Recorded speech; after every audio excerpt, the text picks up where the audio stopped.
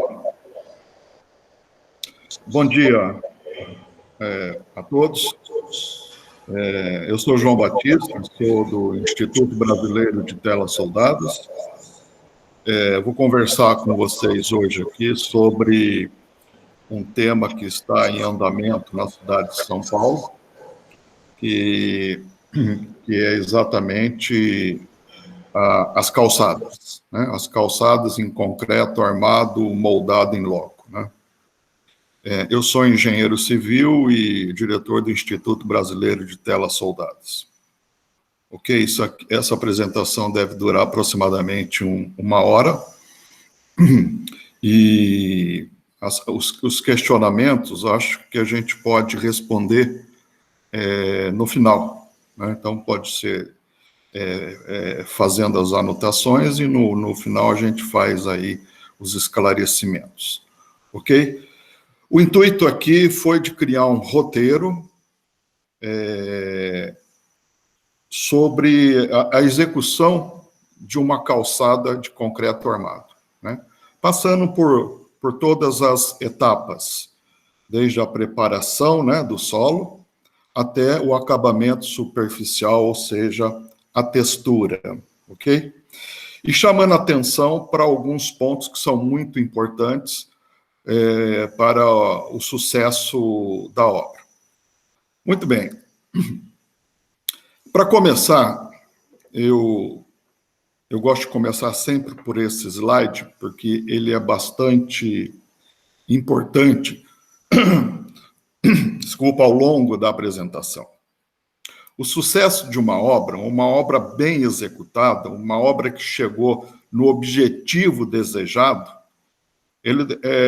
ela depende desse tripé aqui: projetos, materiais e execução. É fundamental que esses três elementos, essas três variáveis, sejam devidamente respeitados ao longo do processo como um todo, né? Projetos que sejam bem dimensionados, projetos que sejam bem detalhados para facilitar a execução da obra. Isso é fundamental. Projetistas que conheçam o sistema com o qual está trabalhando. Materiais.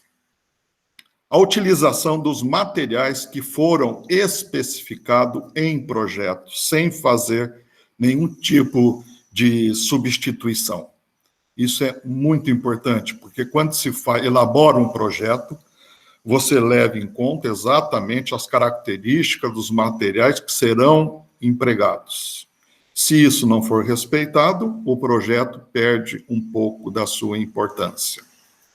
E o terceiro elemento é exatamente a execução, né? A operacionalização da produção, né? Então, profissionais que devidamente treinados e capacitados para executar, pôr em prática esse projeto.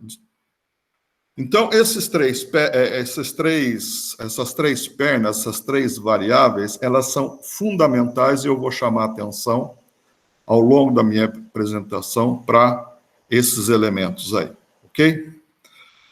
Eu procurei fazer uma apresentação que fosse bem autoexplicativa, né? De modo que a pessoa vendo e lendo o que está escrito, ele pode ter um bom entendimento dessa solução. Então, a gente começa isso falando sobre a preparação do solo, um elemento extremamente importante, né, com relação àquilo que vai ser colocado sobre ele. Muitas vezes, a preparação do solo, ela fica em segundo plano e isso reflete de forma negativa sobre aquilo que está sendo colocado sobre esse piso. Então, retirar todo o material existente, deixar o solo limpo, regularizado, sem qualquer tipo de vegetação, lixo ou resíduo, é fundamental. Tá? Porque o solo é um dos elementos de suporte, ou seja, é o elemento de suporte das cargas que virão, que irão atuar sobre essa calçada. Então, é uma condição extremamente importante essa etapa de preparação com todas essas observações que aí estão. A preparação do solo, né, além da limpeza, do nivelamento, né, ele sempre deve ser compactado, devidamente compactado, caso essa calçada seja uma calçada que vai ser, uma calçada nova, a ser executada, né? Então, esse solo tem que ser regularizado e devidamente compactado. Se for o caso de uma demolição, né, você vai retirar uma calçada existente para colocar uma outra calçada, provavelmente esse solo já esteja compactado, ok? Então, essas são duas observações com relação ao início de execução. Uma calçada nova, compactar o solo. Uma troca de calçada, provavelmente ele já esteja compactado.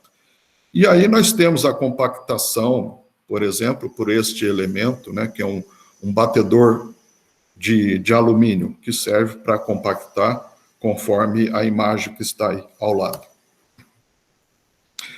Esse solo devidamente nivelado, devidamente compactado, ele está pronto para a segunda estrutura a ser colocado sobre ele.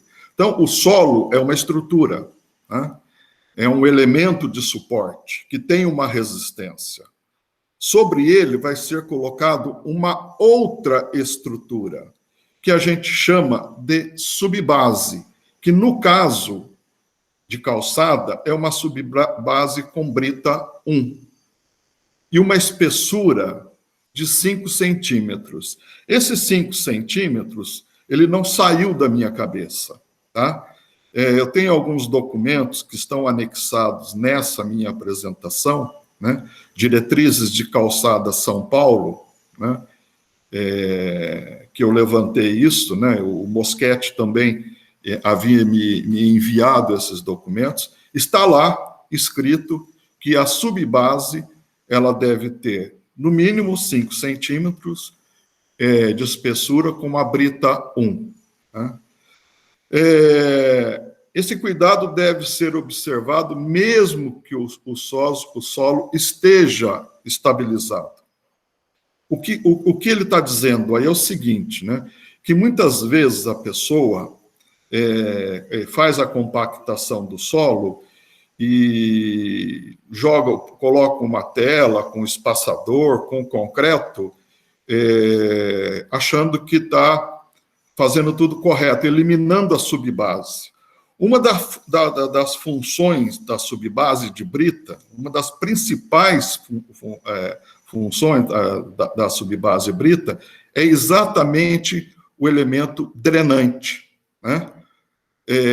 Em caso de chuva, essa água ela não estoca embaixo da calçada. A camada de brita ela funciona como um elemento drenante. Com isso, ela protege a placa dessa água que poderá ficar estocada embaixo dela. E, muitas vezes, quando se tem o lençol freático muito alto, uma chuva intensa, esse lençol freático sobe, né, e pode causar danos à placa. Então, essa função drenante da subbase é extremamente importante. Essa subbase também tem que ser nivelada, né? Assim como o solo, né? A subbase tem que ser nivelada e tem que ser compactada, né? Porque é um processo, é uma etapa fundamental do processo, porque você vai evitar em que você tenha espessuras diferentes, né? na placa de concreto. Né? Então, essa calçada que nós estamos falando nada mais é do que uma placa de concreto, é uma estrutura. Tá? Então, o solo compactado, o solo nivelado, sobre ele é colocado uma subbase de espessura 5, com uma brita 1, compactada e nivelada, ok? A próxima etapa dessa execução é exatamente a preparação do berço, né? O berço é exatamente... são as formas que irão garantir os limites dessa calçada, né? As estacas, elas devem estar distante uma da outra cerca de 50 centímetros, né? É importante que esses sarrafos sejam totalmente retos para exatamente não provoquem uma falta de linearidade, né, nesse sarrafo que vai se compor a forma, né? Da mesma forma, o nivelamento desta forma, do topo da forma, deve ser preciso, né? Porque se não houver esse nivelamento, você vai ter uma calçada, porque sobre essa forma, esse sarrafo, né, vai correr aí a régua para poder fazer o desempenho do concreto. Se ela estiver desalinhada, o concreto irá ficar desalinhado, né? E isso aí deve ser retirado depois do concreto endurecido, ok? Então, essa parte de forma, né, de elaboração de berço, onde vai ser lançado o concreto, o nivelamento desses sarrafos é muito importante, porque para que você não altere a superfície da placa. Uma coisa que deve ser observada nesse momento é o declive, né, da calçada. Ela não pode ser uma calçada rigorosamente horizontal, porque senão o que acontece é o acúmulo de água. Você tem que ter um desnível da edificação para o meio-fio na ordem de 2 a 3%. Né? Mais ou menos essa é a ordem de grandeza, de declividade, para que a água de chuva caia e já escorra direto para o meio-fio.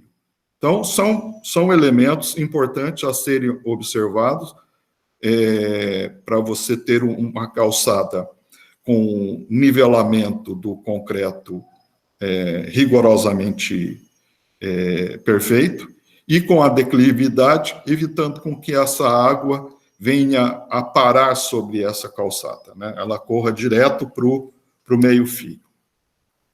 Muito bem. Preparado essa forma, né, a próxima etapa é a colocação da tela soldada. A diretriz lá da prefeitura, ela fala em uma tela Q92, né?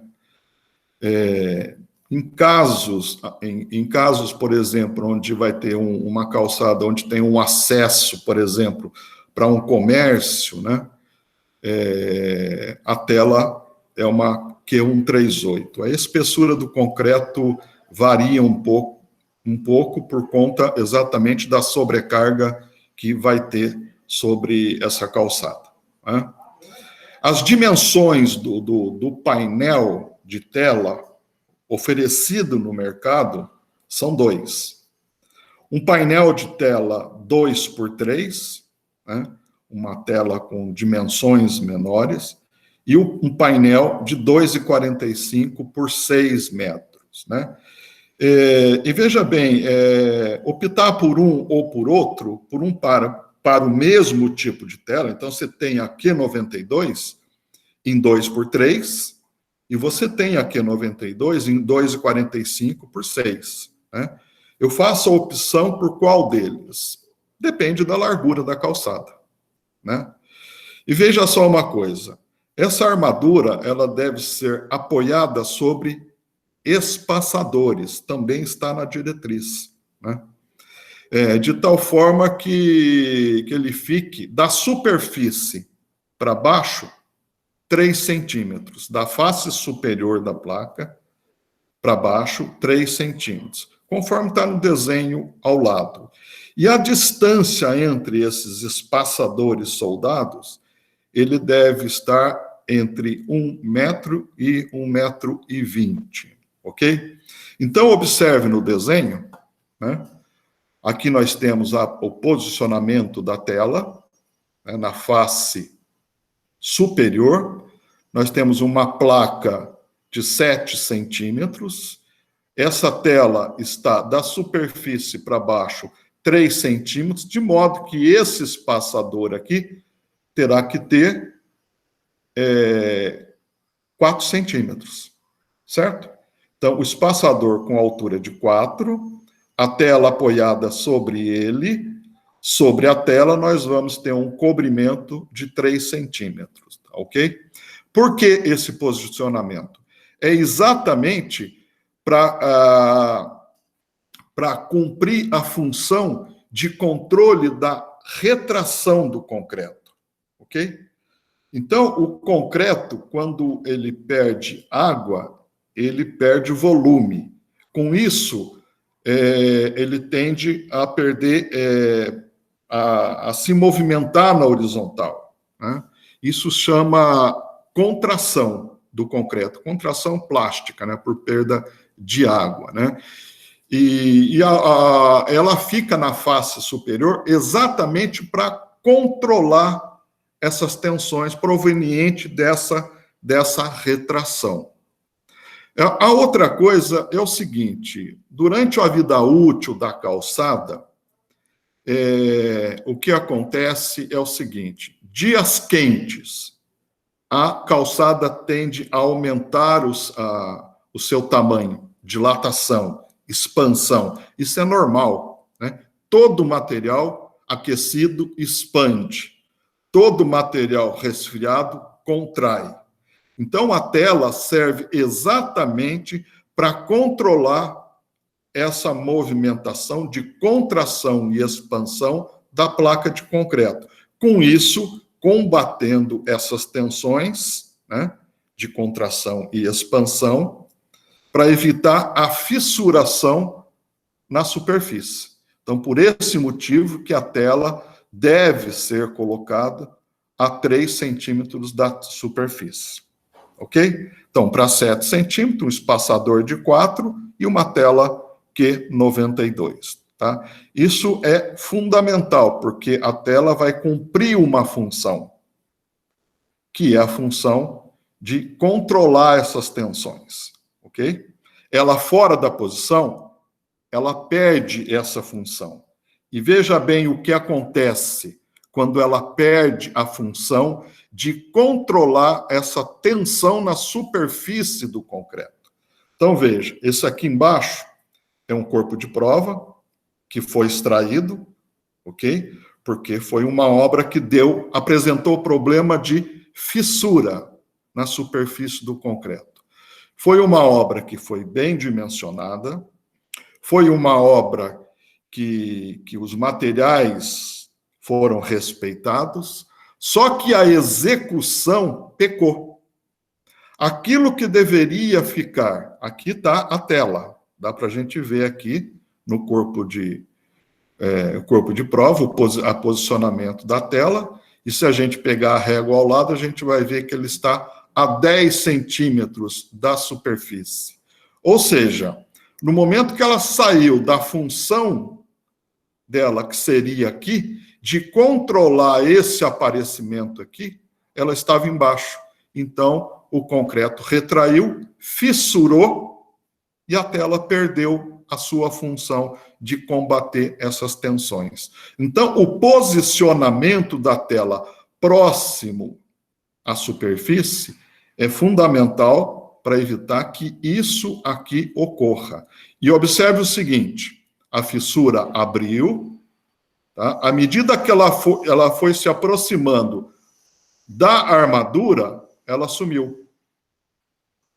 Então, quando chegou próximo da armadura, a tela começou a combater essas tensões.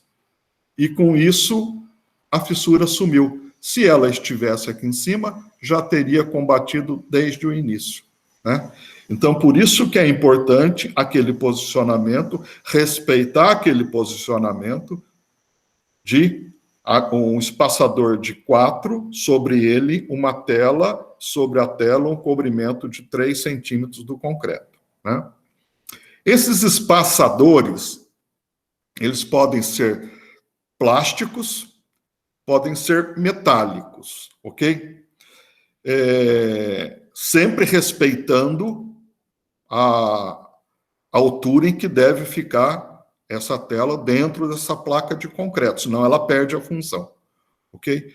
Uma outra coisa que acontece muitas vezes, né, por uma questão de economia, o que a pessoa faz que, ao invés de trabalhar com espaçador plástico ou com espaçador metálico, que é encontrado no mercado, né, tem diversos fornecedores, né, espaçador treliçado, espaçador W, espaçador plástico, né, são todos espaçadores industrializados. A pessoa faz a opção por trabalhar com bloquinhos de argamassa. E aí o que acontece é um erro que é cometido. Porque esse bloquinho aqui, muitas vezes ele faz com uma argamassa de areia e cimento, o que se chama de uma argamassa podre, né? E nessa argamassa é colocado um arame recuzido. Esse arame recuzido serve exatamente para amarrar esse bloquinho na tela, para garantir aquele espaçamento, aquele cobrimento pelo concreto. Só que esse elemento é poroso. A tela é um aço carbono, se deixar no tempo, ela oxida. E se ficar por muito tempo, ela enferruja. Ela enferrujando, aumenta o volume. Aumentando o volume, ela estoura o concreto, né? Então, essa massa podre, ela expõe a armadura à umidade que está abaixo da subbase, né? Então, é importante que, se for observado, se for usado um bloquinho de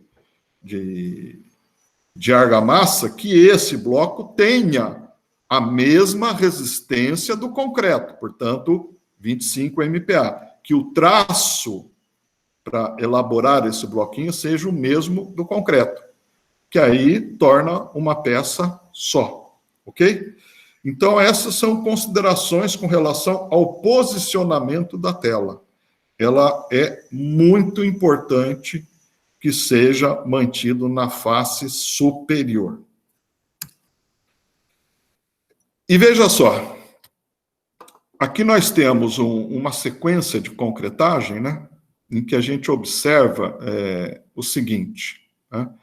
Nós temos uma placa concretada aqui, uma placa vazia aqui e uma placa concretada nessa posição. O que eu chamo a atenção nessa imagem aqui, que por sinal eu tirei dessas normas da prefeitura, é o seguinte: quando você molda essa placa, tá? Ela é longitudinal ao meio-fio, ok?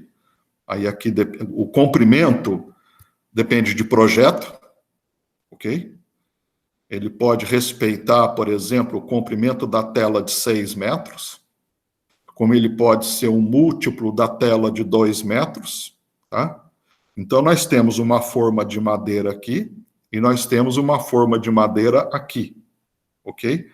A tela soldada, ela é interrompida antes da madeira. Vou mostrar mais para frente isso. Então, essa placa aqui, ela é independente dessa e é independente dessa aqui. O comprimento depende de projeto. Pode ser comprimento variado, tá? Depende do conceito do projeto. O que eu quero chamar a atenção aqui é o seguinte: que muitas vezes é comum a pessoa deixar essa madeira de forma, né, e concretar essa placa. O que está acontecendo aí é um erro, é um equívoco, tá? Porque madeira é um material incompressível, tá? E a gente sabe que o concreto dilata, se esquentar, ele dilata. E a função das juntas é exatamente permitir que isso ocorra, tá? Que esse movimento ocorra. Se eu deixar a madeira e concretar a próxima placa, eu estou com um material incompressível entre as duas placas, de modo que eu vou limitar essa movimentação longitudinal da placa. E isso pode causar tensões, de modo que essa placa possa levantar, porque ela vai dilatar. Não tem como a gente falar que o tempo esquentou e o concreto vai permanecer com o mesmo comprimento. Não, ele aumenta. Esfriou, ele diminui. Então, a junta na calçada serve exatamente para permitir esse constante movimento entre placas de expansão e contração. Então, a forma de madeira, ela deve ser sacada, né? Então, tira essa forma aqui de madeira, tira essa forma de madeira, ok? A face dessa placa e a face dessa placa serve de forma para eu concretar este meio aqui. Então, eu tirei a madeira aqui, tirei a madeira. Então, eu fiquei com a face dessa placa e com a face dessa placa, ok? Eu passo aqui um desmoldante ou uma nata de cal. Para que isso? Exatamente para que eu, quando venha concretar essa placa entre as duas, esse concreto venha aderir à placa anteriormente concretada, né? Se isso acontecer, no momento que esse concreto contrair, ele pode ou deixar parte dele grudado nessa placa, ou trazer parte dessa placa para cá, danificando a região de junta, tá? Então, duas observações.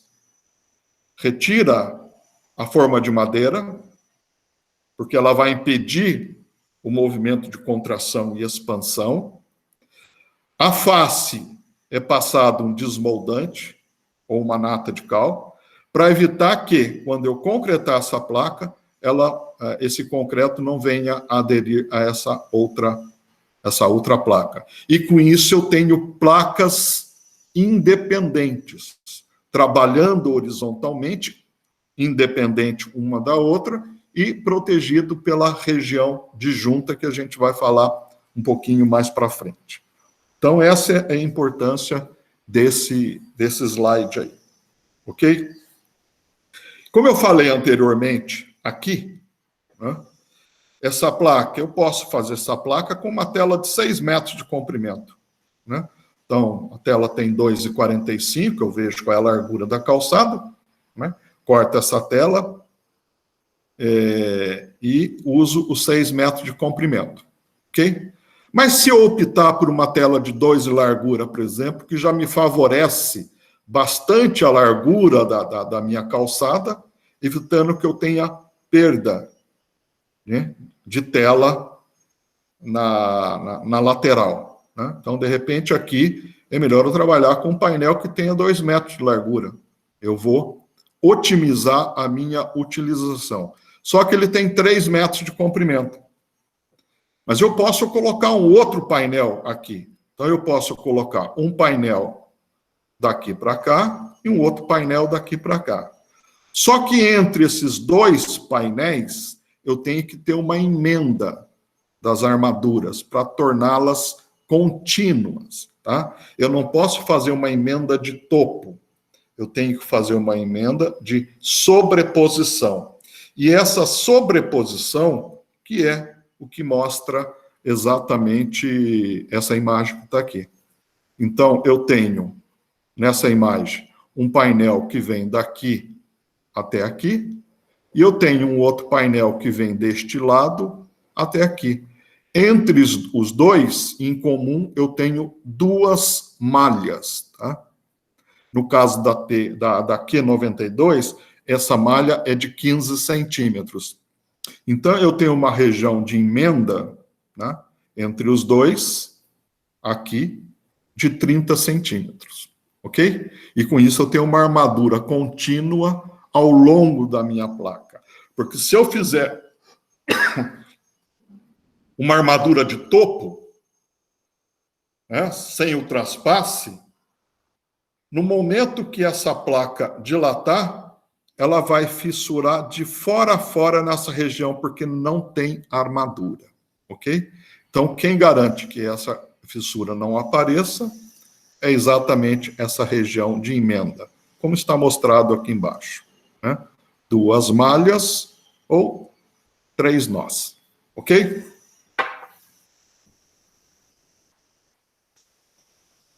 E aí eu vejo uma placa concretada, né? Como eu havia dito, né? A junta em uma calçada, ela tem função.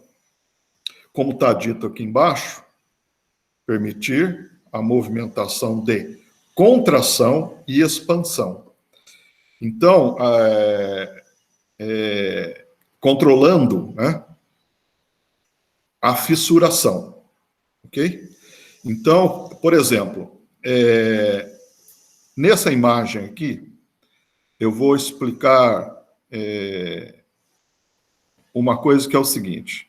Eu tenho 2 tipos de juntas. Uma que é a junta cerrada e a outra que é a junta de construção. Então, por exemplo, o que é uma junta de construção? Aqui eu tenho o edifício, a residência, o comércio, seja lá o qual for, entre essa edificação, esse muro desta edificação e a placa, eu tenho uma junta de construção, tá? E ela tem uma abertura,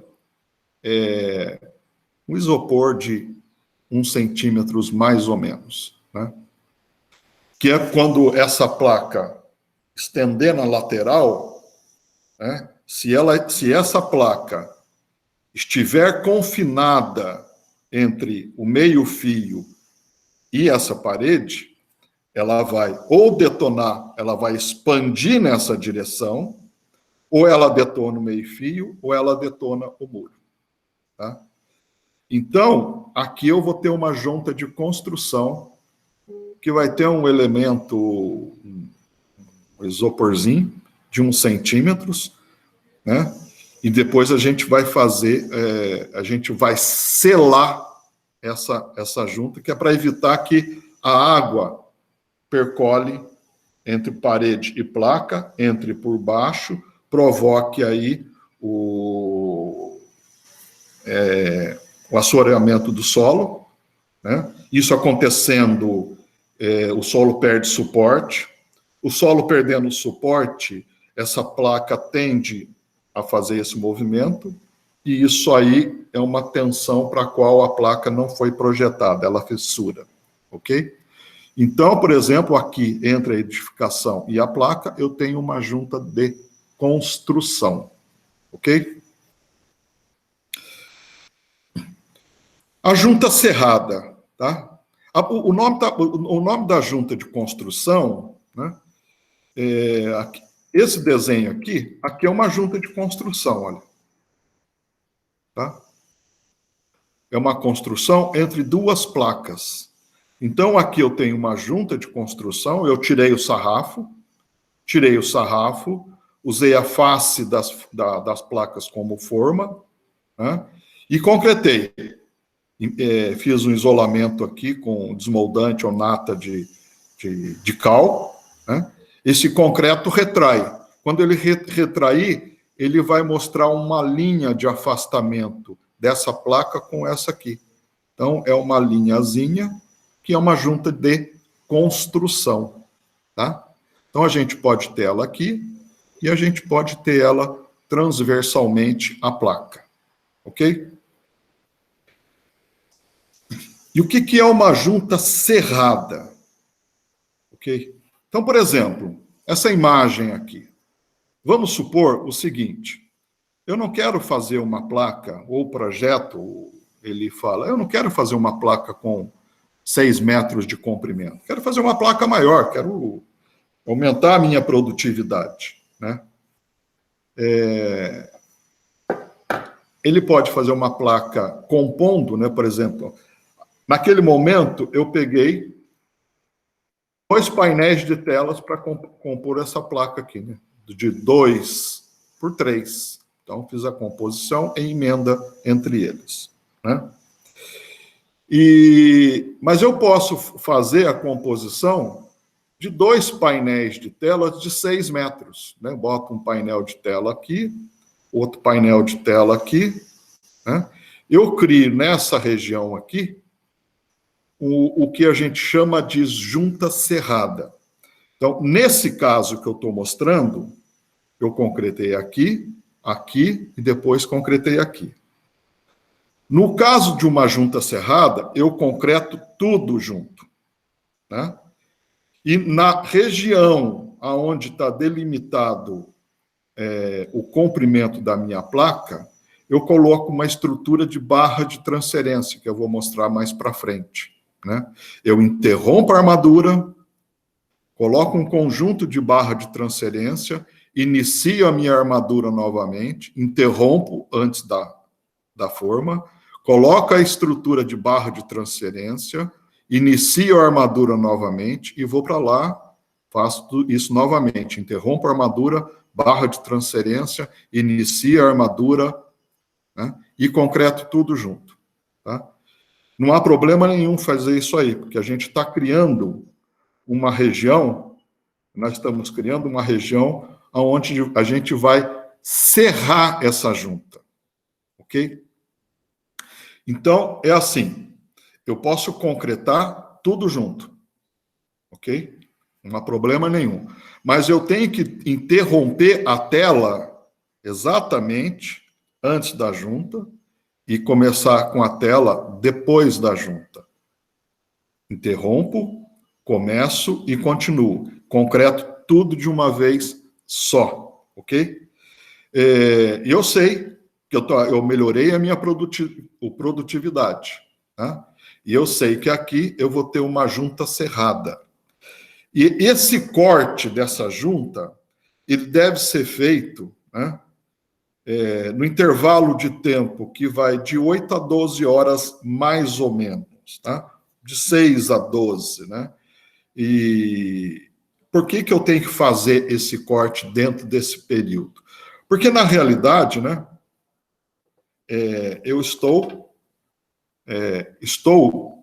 tá? Então, aqui eu tenho uma placa, quer dizer, eu concretei tudo junto, né? Tudo, o concreto está totalmente concretado de fora a fora, então aqui eu tenho uma seção, que é essa que está aqui, eu estou olhando exatamente para ela agora, né?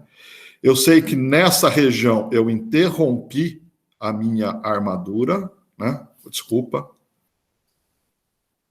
Eu interrompi a minha armadura, tá? Está interrompida aqui, certo? E cortei a minha placa, introduzi o disco de corte aí, dentro do intervalo de 8 a 12 horas. Por que isso? Porque se você for cortar antes de 6, 8 horas, esse concreto está muito mole, né? Então, na hora que introduz a serra, ele expulsa agregado. Então, você não consegue fazer um corte perfeito. Se você for fazer depois das 12 horas, aquela fissura que deveria aparecer nessa região, ela aparece numa região que não está protegida, né? Então, esse intervalo de tempo serve exatamente, né, para eu induzir o aparecimento de uma fissura nessa região. e nessa região eu estou protegido com uma barra de transferência. Então, eu mantenho a planicidade dessas duas placas, né?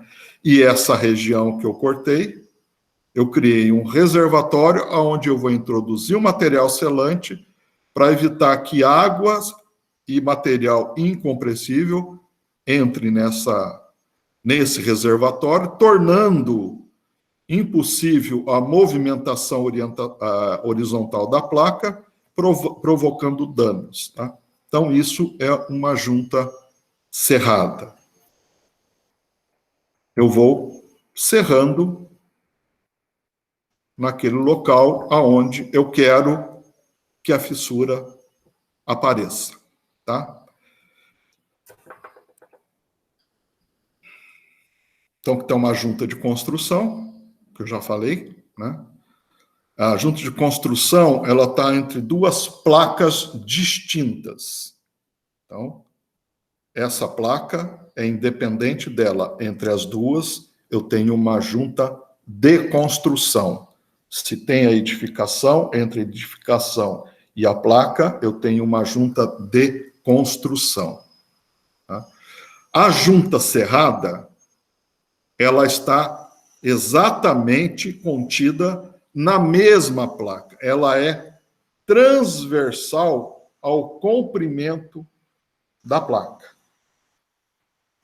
Eu boto essa imagem aqui porque essa imagem ela me mostra as duas situações que eu acabei de mostrar.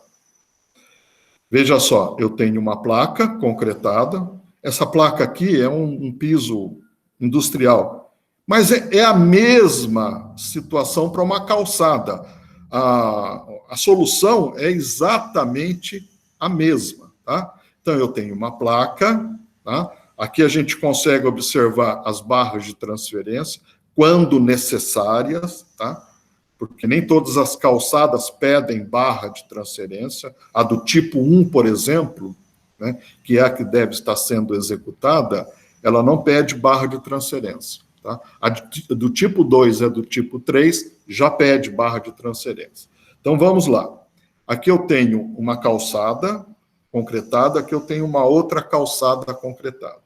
E eu tenho uma placa no meio que eu ainda não concretei. Ok? Tirei a forma, usei a face das duas placas para concretar essa placa do meio. Passei desmoldante para que esse concreto não venha aderir nesse concreto antigo.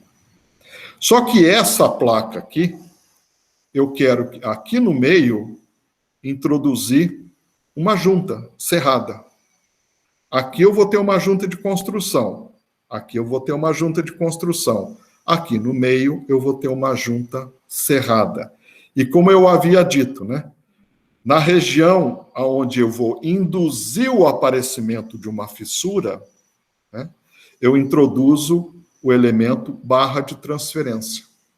Então, a armadura vem até aqui, daqui para cá, ela é interrompida, antes do 2,5 centímetros antes do local que vai aparecer a fissura, e a armadura começa 2,5 centímetros depois do local que vai aparecer a fissura. Então, ela começa e vai até 2,5 centímetros da face da outra placa.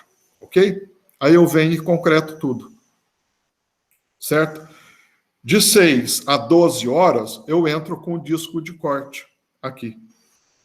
Para enfraquecer essa seção. Porque é isso que acontece, né?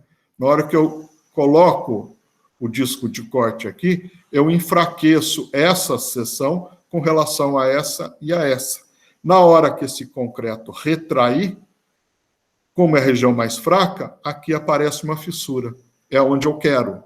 E aqui eu tenho uma barra de transferência. E aqui eu introduzo o material selante. Então, eu protejo a junta e mantenho a planicidade. Tá? Então, essa imagem, ela mostra exatamente essas duas situações.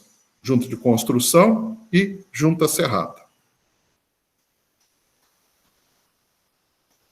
como eu havia dito, o corte entre 8 e 12 horas após o término da concretagem. Do que depende isso? Por exemplo, nós estamos num período do ano, que é um período onde a temperatura média baixa, né? Portanto, tem menos evaporação de água do concreto. Portanto, a retração dele é mais lenta, a cura dele é mais lenta, né? Sendo mais lenta, eu vou estar mais para 12 do que para 8, ou mais para 6, mais para 12 do que para 6, tá? Tem publicações que falam de 6 a 12, tem publicações que falam de 8 a 12, tá? Na realidade, isso é uma sensibilidade que a gente tem que ter lá no canteiro, né? Que depende das condições da temperatura, ok? Um dia muito frio, o concreto leva mais tempo para iniciar a sua cura. No dia mais quente, essa cura ela é mais rápida. Então, a pessoa no canteiro tem que identificar o momento exato que fica dentro desse intervalo, depende dessas variáveis ambientais, para poder fazer o corte da junta de fora a fora. Ok?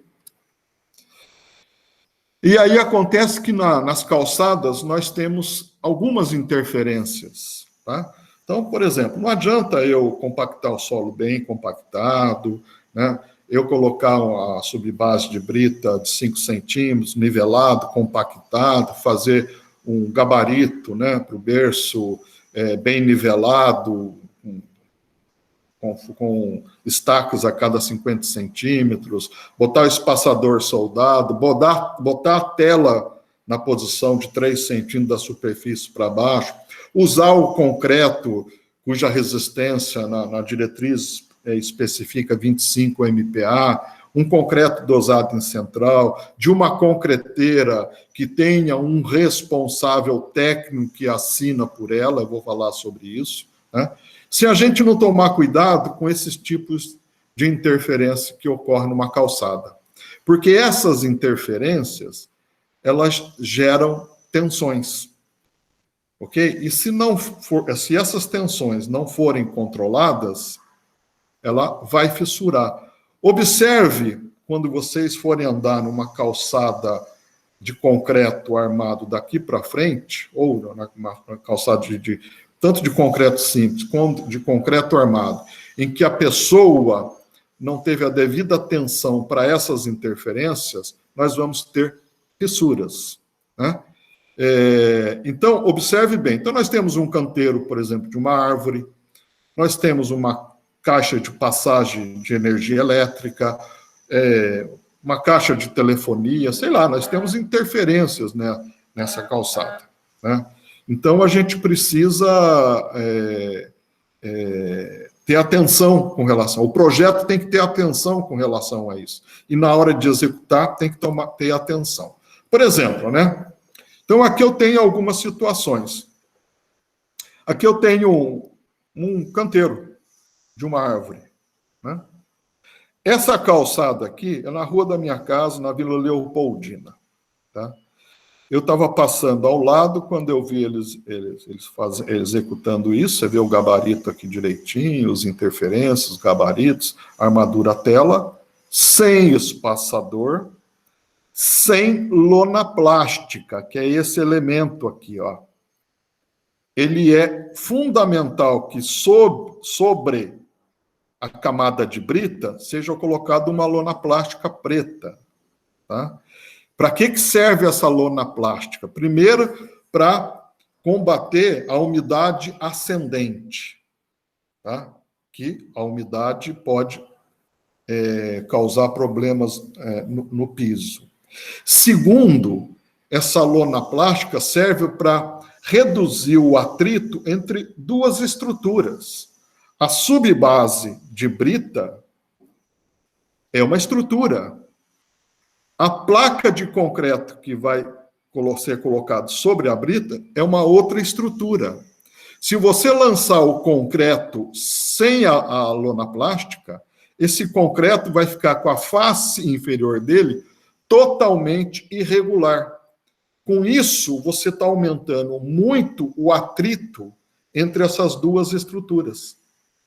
Vai impedir ou comprometer esse movimento horizontal da placa sobre essa camada de brita. E isso acontecendo, gera tensões, gerando tensões, poderemos ter patologias, tá? Então, nessa obra aqui que eles estavam executando, mas eu bati essa foto como exemplo, né? Já tem um tempo, ali na Vila Leopoldina, na Avenida Mofarrege, eu parei, a gente como engenheiro, né, e gosta de observar as boas práticas, eu passei e falei para o cara, escuta, amigo, você não vai colocar espaçador na tela? Ele disse que iria colocar, tá? Porque a tela encostada na brita, ela perde totalmente a função, ok? Ele falou que iria colocar. Eu perguntei do reforço aqui, ele falou que não precisava, né?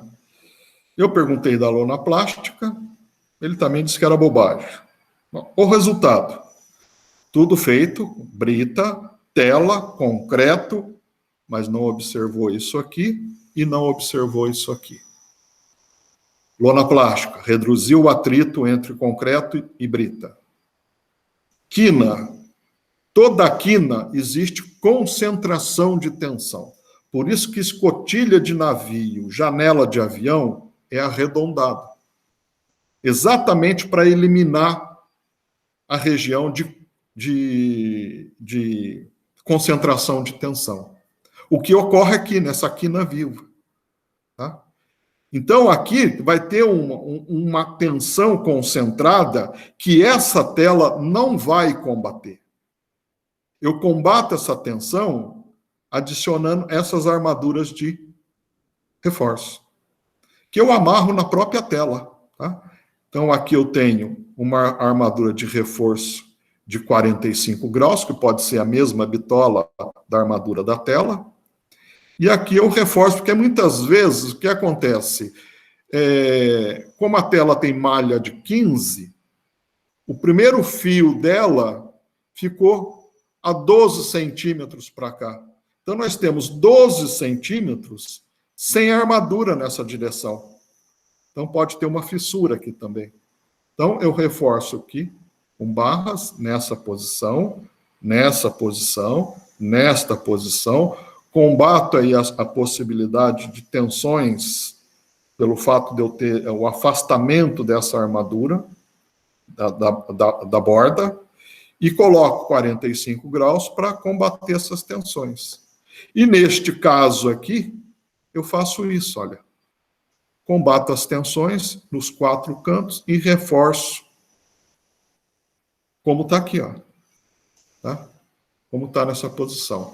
Então tem que tomar cuidado, né, com essas situações, combatendo com armadura complementar.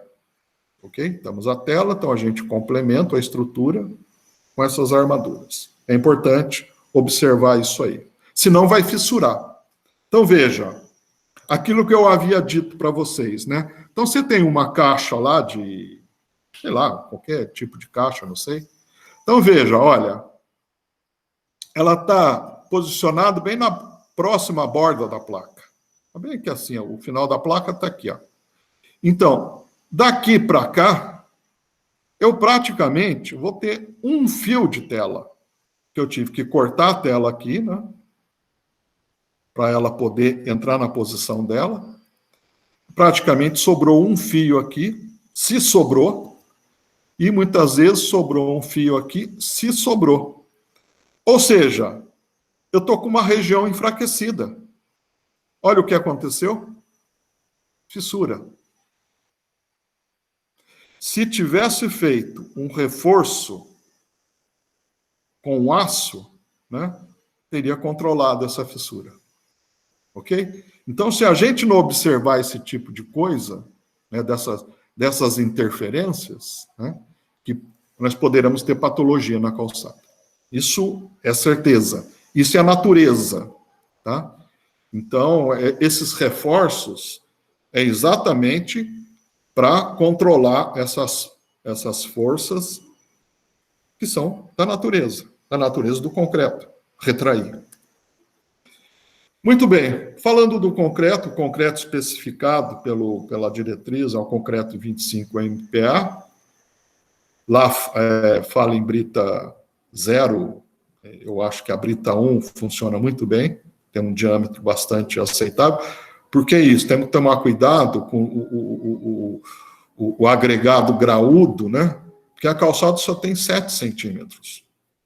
Então, se eu botar uma brita 2, ela vai usar, o vazio vai ser muito grande, né?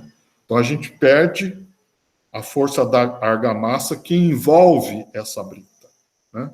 Então, brita 0, brita 1, ela cai bem. Então, aqui você vê aquele gabarito que eu falei para vocês, niveladinho, porque a régua vai trabalhar em cima dele.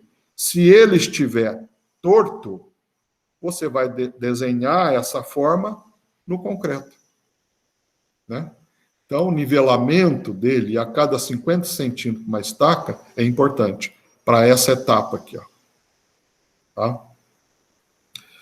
Então, após a aplicação, tem que nivelar a superfície do concreto com o uso de régua, deixar a superfície o mais plano possível, não se esquecendo da declividade que tem que ter da edificação para o meio-fio, para evitar que essa água acumule sobre a calçada. É aconselhado o uso de vibrador, veja só, aí tem que tomar um certo cuidado, porque nós temos uma espessura de 7 centímetros. De repente, um vibrador, um mangote, de repente ele é demais. Não se vibra a armadura, tá? Tem pessoas que pegam o mangote, encostam na armadura para vibrar. É errado. Vibra-se o concreto, tá? Então tem que tomar um pouco de cuidado com relação à forma de vibrar esse concreto para ele adensar, né?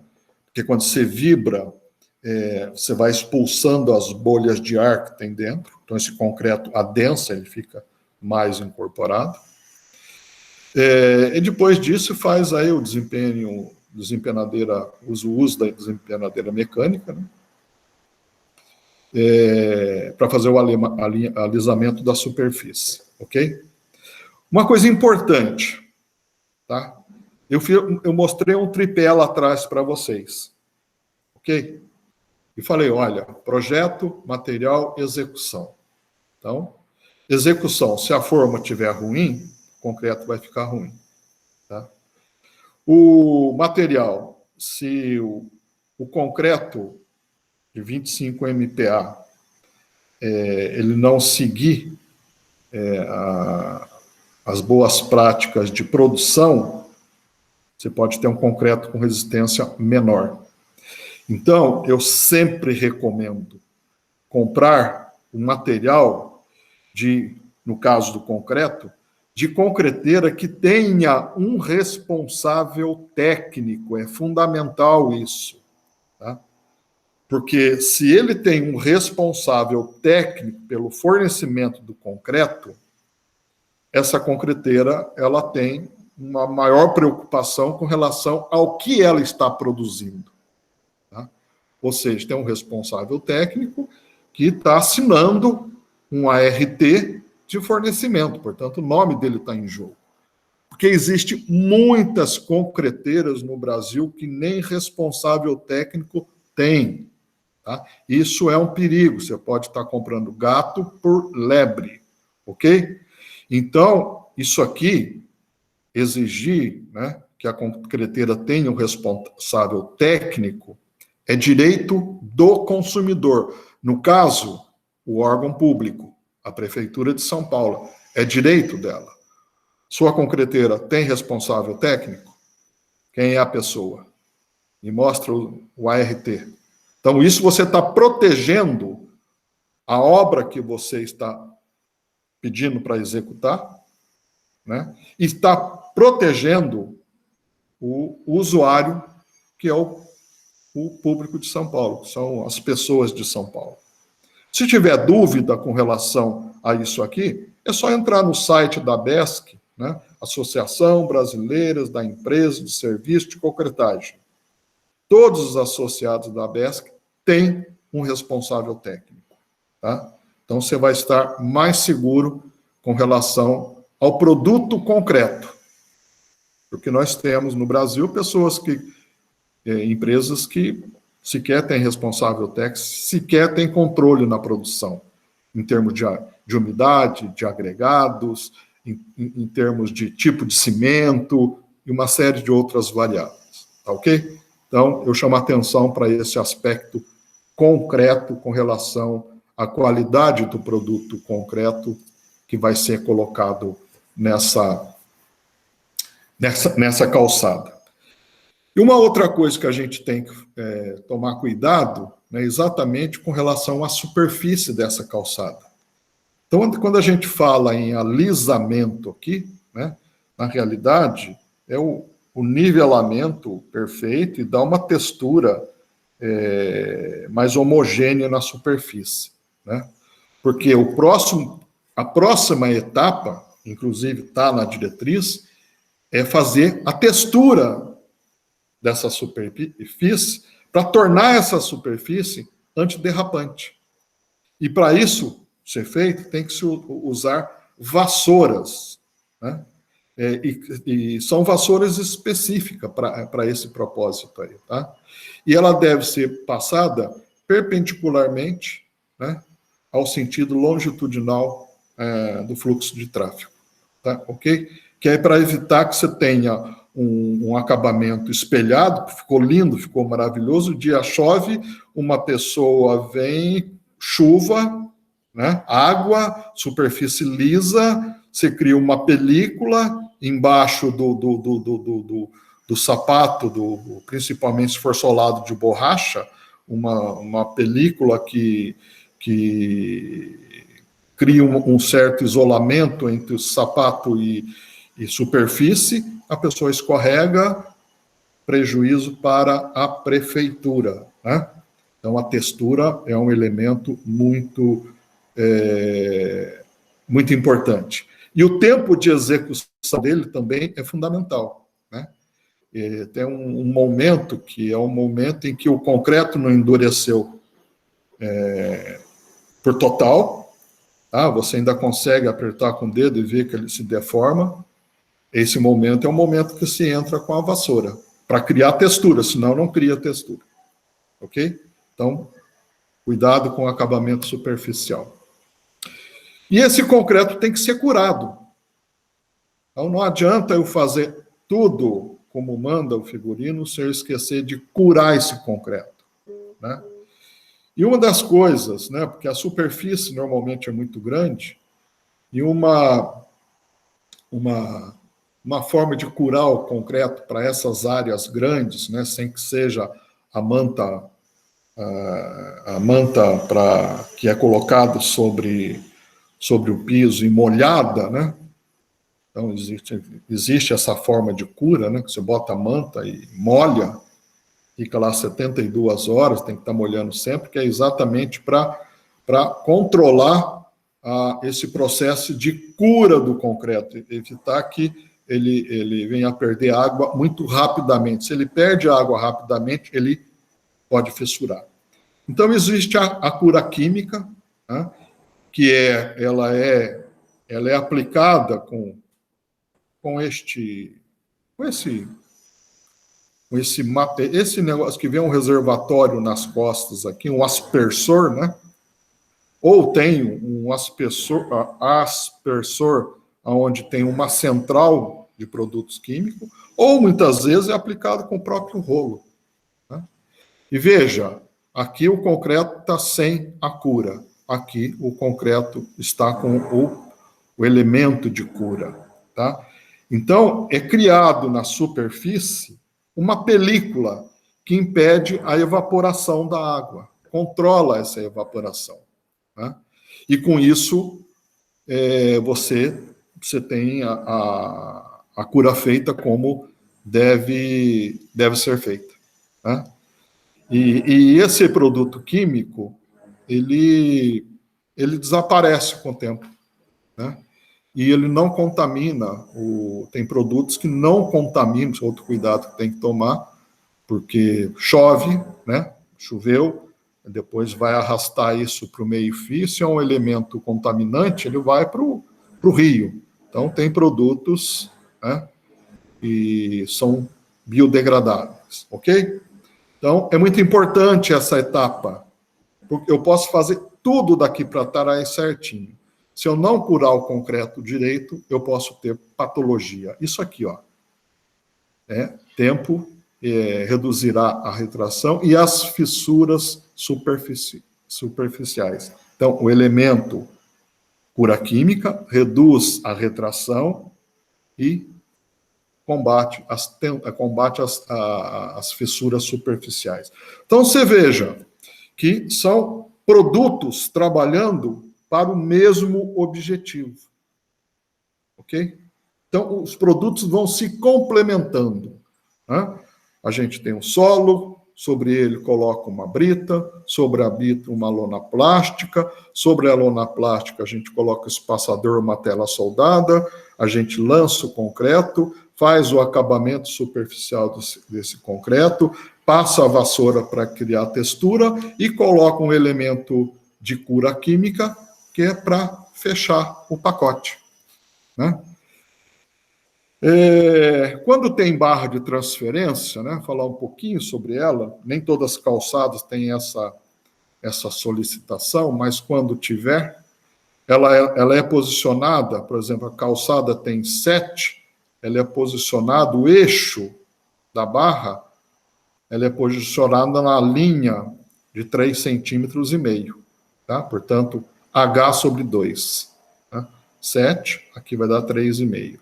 Elas são espaçadas entre uma e outra a cada 30 centímetros. Elas devem ser paralelas entre si, tá?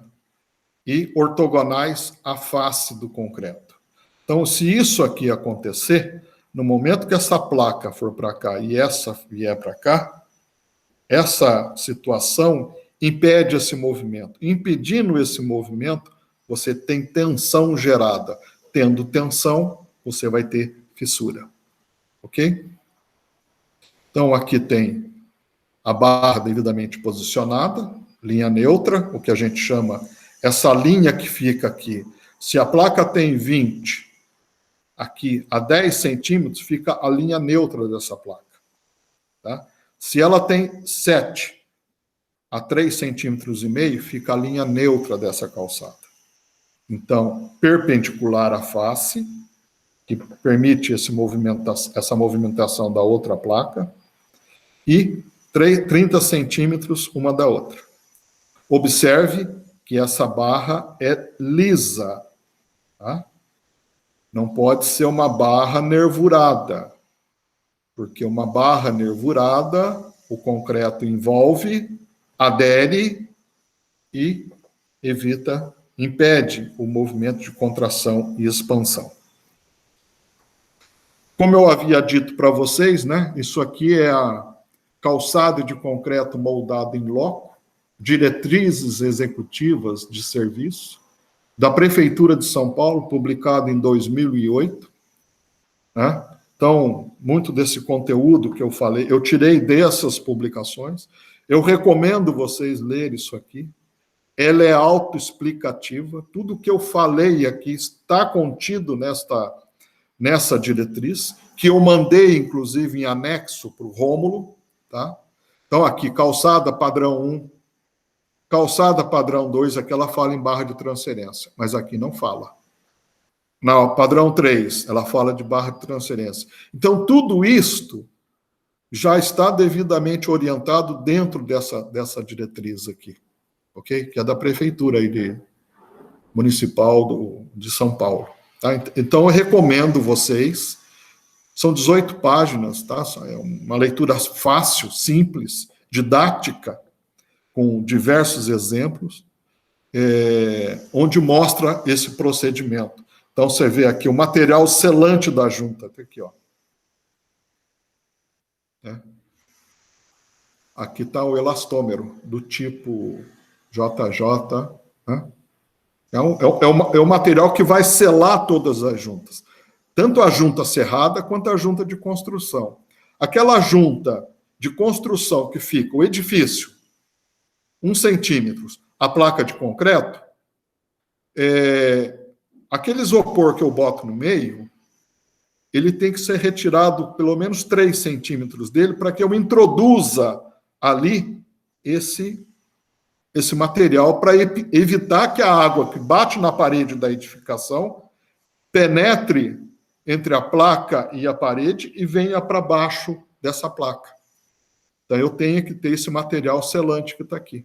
Então, ele é especificado dentro da diretriz da prefeitura, ou material similar, que cumpra a função de selar todas as juntas. A junta serrada, quando eu passo a serra, depois eu tenho que selar, porque senão a água entra e vai dar o mesmo problema.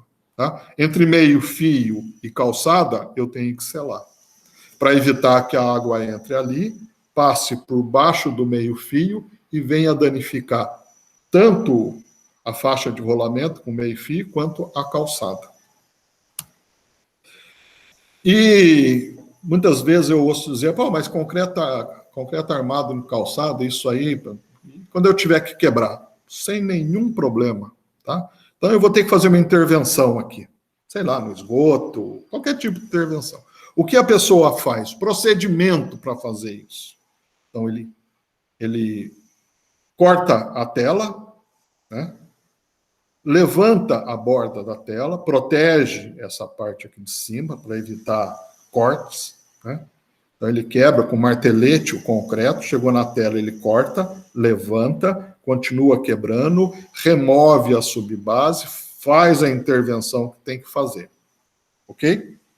Ele pega essa tela, volta na posição horizontal, só que quando volta, ela vai ficar em topo. Para evitar que fique em topo, eu pego uma parte de tela e boto exatamente nessa região aqui, dando continuidade a essa armadura.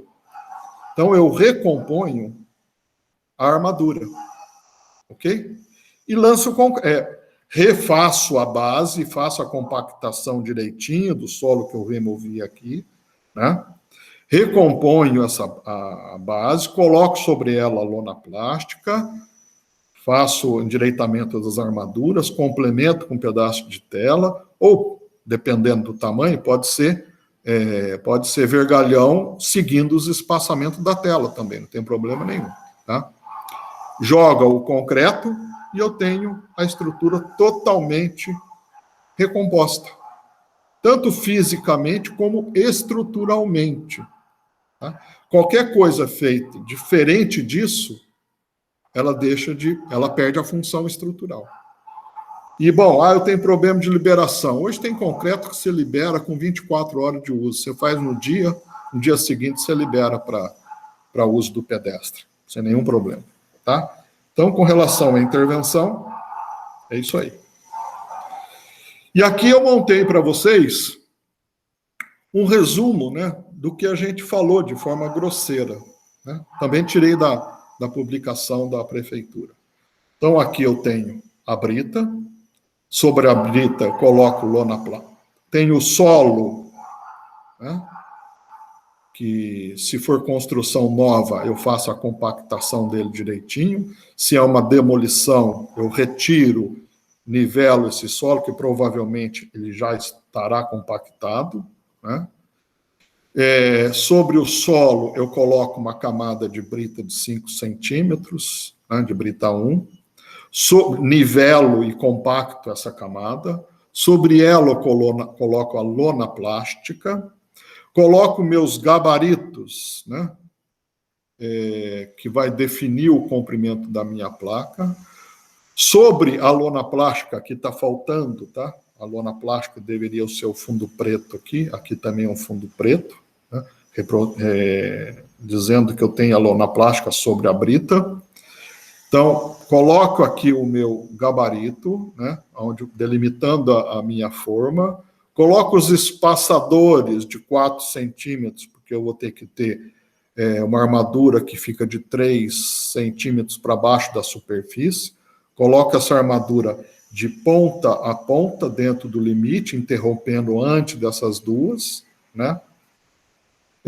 Faço a concretagem dessa placa de forma intercalada, ou faço tudo, introduzo junta cerrada, tá? Eu posso fazer as duas coisas. Posso fazer placas menores, concreto uma, pulo, concreto outra, pulo, uso a face como forma para concretar essa aqui. Mas eu quero uma placa grande. Tá bom, beleza, concreto, mas eu tenho que ter junta cerrada. E essa junta deve ser selada. E depois eu venho e faço o acabamento superficial dessa placa com a devida textura. Então, esse aqui é um procedimento de execução. Ok? A prefeitura também tem uma norma que foi publicada lá em 2008, né? Calçada de concreto moldado em loco, diretrizes executivas de serviço, que é o que a gente conversou, né? Então você vê, olha, fala do solo, fala da subbase, fala da armadura, fala da forma, né? Que deverá ser removida, tá? A forma ela é feita somente para moldar o concreto. Fala do posicionamento da tela, né? Painel 2,45x6, fala do distanciamento entre os espaçadores, né?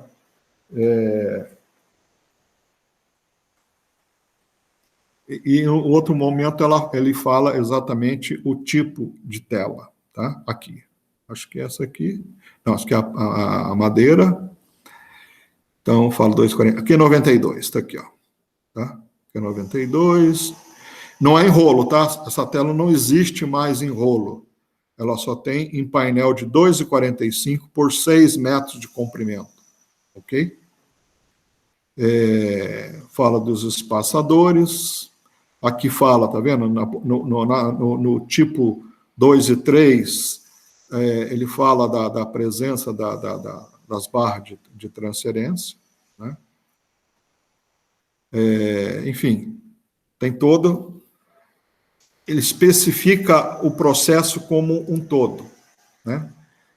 A NBR 16537, ele fala do assentamento da sinalização do tátil, tá?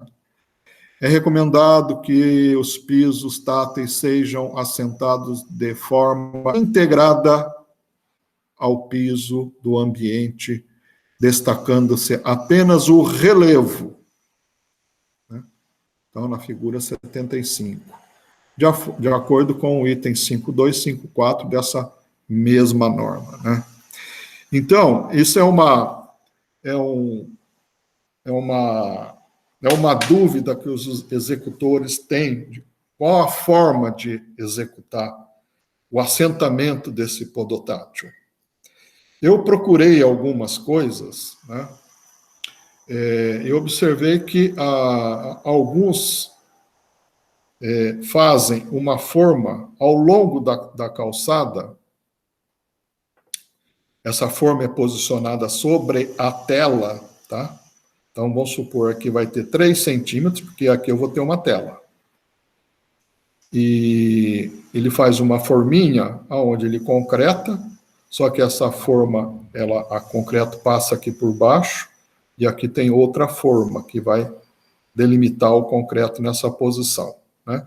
Então, ele cria aqui um berço, né? De assentamento desse podotátil, né? Uma coisa que eu chamo a atenção é que esse podotátil tem que ser assentado o mais rápido possível com relação à idade do concreto que está no seu entorno. Que o assentamento de argamassa com resistência igual à do concreto, que é para haver uma aderência perfeita dele ao que está colocado lá, né? Então, tira a forma, né?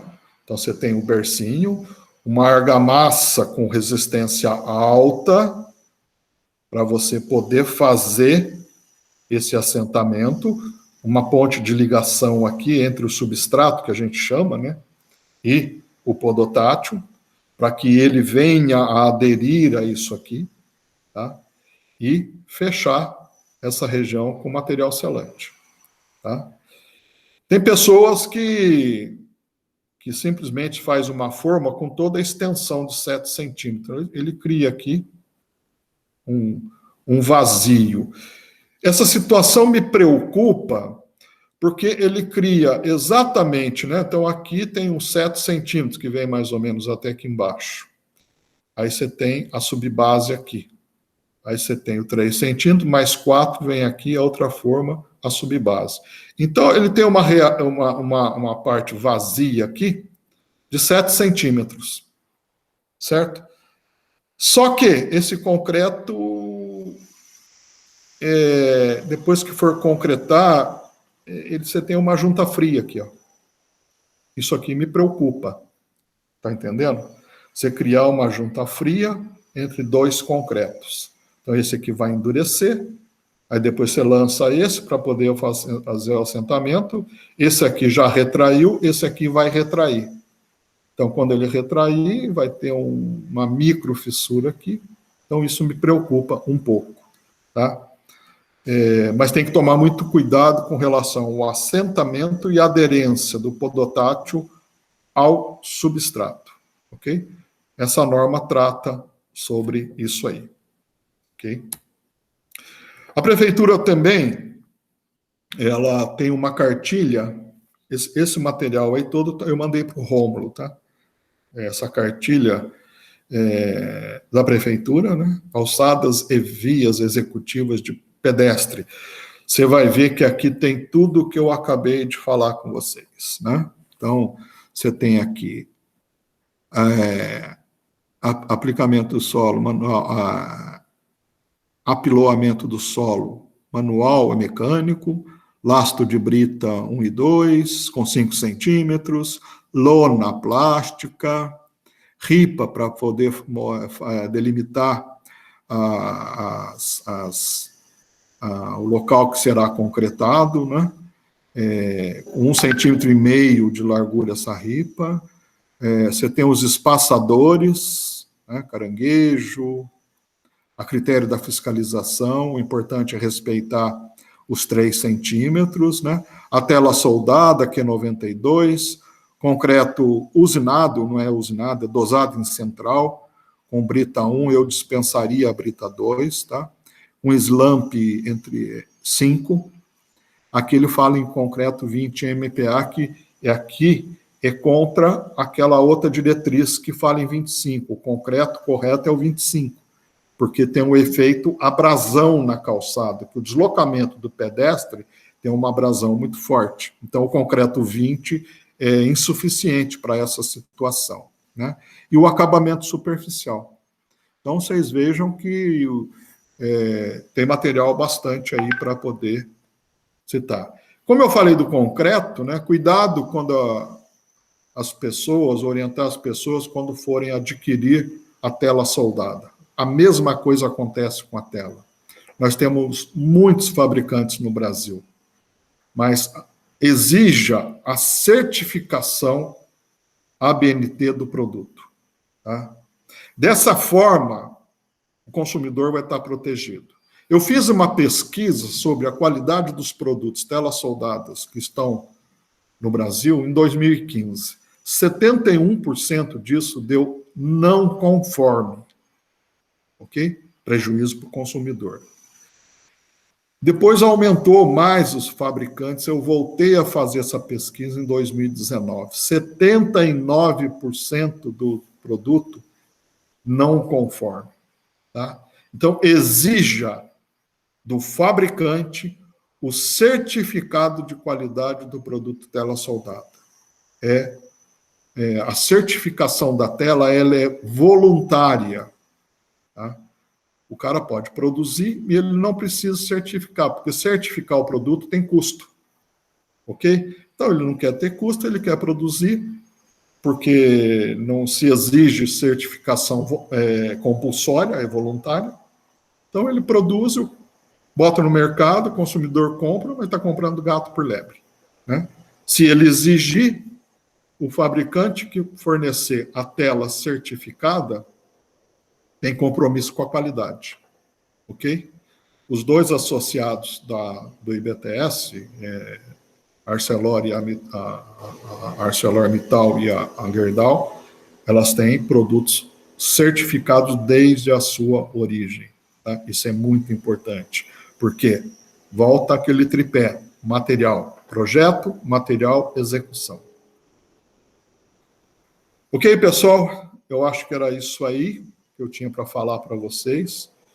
Espero ter aí contribuído de alguma forma com as informações, né? E espero ter acrescentado algum conhecimento aí para vocês.